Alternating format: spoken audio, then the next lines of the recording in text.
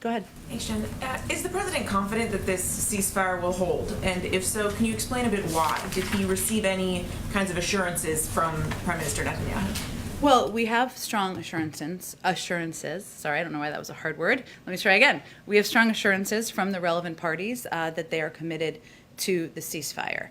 And obviously, this is something we will be watching extremely closely in the coming days. And I think what's important to note is in the final 24 hours leading up to the ceasefire, obviously the president was deeply engaged before that, but he was especially deeply engaged in that period of time, as were high-level senior officials here. And they were back and forth on the phone between many different parties, the Israelis, the Egyptians who were in touch with Hamas, and others, about the importance of not violating, even pre-violating the ceasefire in the hours leading up to it, as we see did not happen. So we will be in close touch with all parties. We clearly will be watching it, but we do have assurances from the relevant parties that they are committed.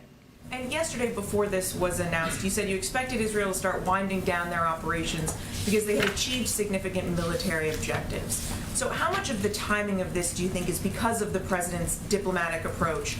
And how much of this is simply because the Israelis had exhausted much of their targets in Gaza?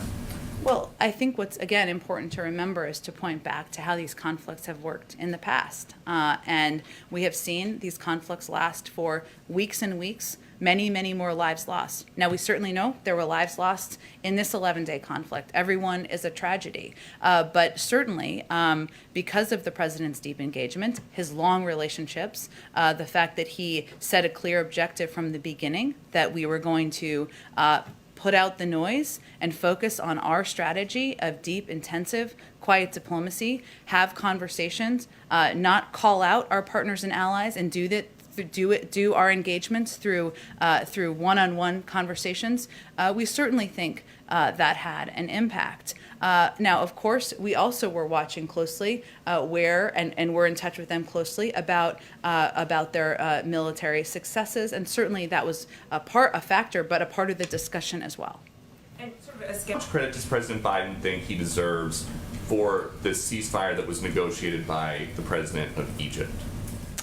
Well, first of all, the president's focus was on one objective, which was bringing an end to the conflict as quickly as possible. As you know, and as our briefing day in and day out was evidence of, there was criticism, and as Darlene's question was evidence of, there was criticism coming from many sides. We kept our head down, focused on our strategic objective, focused on intensive, quiet diplomacy to bring an end to the conflict as quickly as possible. Our engagements with the leaders of Egypt, the leader of Egypt was a key part of that discussion and a key part of bringing an end to the conflict, given their important relationships with Hamas. And I know, because we are just trying to understand all these, the dozens of calls and who played what role. Mm-hmm. The president extended his sincere gratitude to President al-Sisi and the other senior Egyptian officials who played a critical role in the diplomacy. So if their role was critical, how does the White House describe President Biden's role?